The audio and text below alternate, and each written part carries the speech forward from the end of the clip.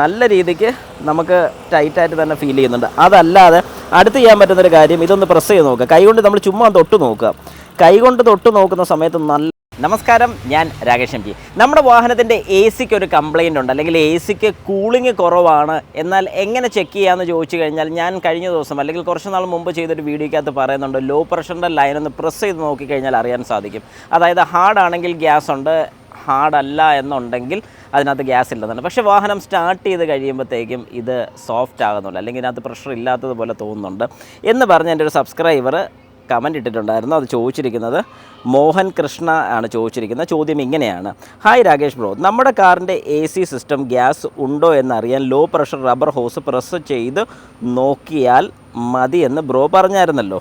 അത് ഹാർഡായി നിൽക്കുകയാണെങ്കിൽ ഗ്യാസ് ഉണ്ടെന്നും, എൻ്റെ കാറിൽ എ സി ഓഫായിരിക്കുന്ന ടൈമിൽ ലോ പ്രഷർ ഹോസിൽ നല്ല ഹാർഡാണ്, ബട്ട് എ സി ഓൺ ചെയ്ത് കംപ്രസർ വർക്ക് ചെയ്യുന്ന ടൈമിൽ അത് സോഫ്റ്റ് ആകുന്നുണ്ട്. ദാറ്റ് ഈസ് പ്രസ് ചെയ്യുമ്പോൾ അമങ്ങി പോകുന്നുണ്ട്. ഇതിൻ്റെ റീസൺ എന്തായിരിക്കും? എ സി സിസ്റ്റത്തിൽ ലീക്ക് ഉള്ളത് കൊണ്ടാണോ അതോ മറ്റെന്തെങ്കിലും റീസൺ കൊണ്ടാണോ? എ സി അത്യാവശ്യം തണുപ്പ് ഒക്കെയുണ്ട്. കാർ സെലീരിയോ 2014 VXI 38,500 കിലോമീറ്റർ ആണ്.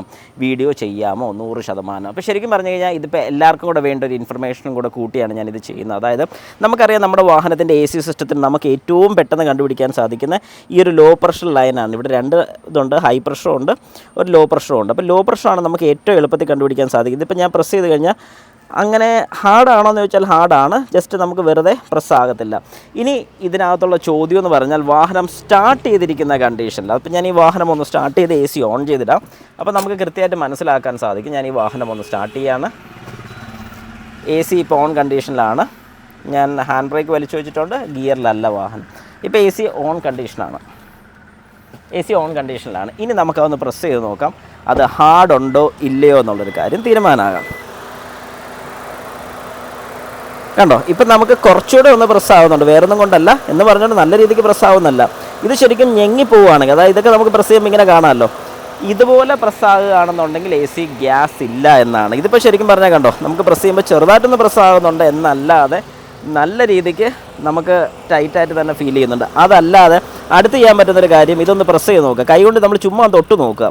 കൈകൊണ്ട് തൊട്ട് നോക്കുന്ന സമയത്ത് നല്ല ഐസ് പോലെ തണുപ്പാണെങ്കിൽ, അതായത് നല്ല രീതിക്ക് ഐസ് പോലെ നമുക്ക് തണുപ്പ് ഫീൽ ചെയ്യുന്നുണ്ടെങ്കിൽ നമുക്ക് ഉറപ്പിക്കാം ഇതിനകത്ത് എ സി ഗ്യാസ് ഉണ്ട്, ഇതിൻ്റെ വർക്കിംഗ് എല്ലാം പെർഫെക്റ്റ് ആണ്, ഒരു കുഴപ്പവും ഇല്ലെന്നുള്ളൊരു കാര്യം നമുക്ക് മനസ്സിലാക്കാൻ സാധിക്കും. പിന്നെ എന്തുകൊണ്ട് വാഹനത്തിനകത്ത് കൂളിംഗ് കിട്ടുന്നില്ല എന്നൊരു ചോദ്യം വന്നാൽ, നമ്മുടെ വാഹനത്തിൻ്റെ എ സി കൂളിംഗ് കോയിൽ, അതായത് ഇവാപ്പറേറ്റർ അസംബ്ലി എന്ന് പറയുന്ന യൂണിറ്റ്, നമ്മുടെ വാഹനത്തിനകത്ത് വരുന്ന ഇവാപ്പറേറ്റർ അസംബ്ലിക്ക് അകത്ത് ഏതെങ്കിലും രീതിക്ക് പൊടിയോ കാര്യങ്ങളോ ഒക്കെ കയറി ബ്ലോക്ക് ഉണ്ടെന്നുണ്ടെങ്കിൽ നമുക്ക് ഈ പറഞ്ഞ സെയിം പ്രശ്നം അവിടെ കാണിക്കുന്നതായിരിക്കും. അപ്പോൾ ഈ പറഞ്ഞ കാര്യങ്ങൾ നിങ്ങൾക്ക് മനസ്സിലായെന്ന് വിശ്വസിക്കുന്നു.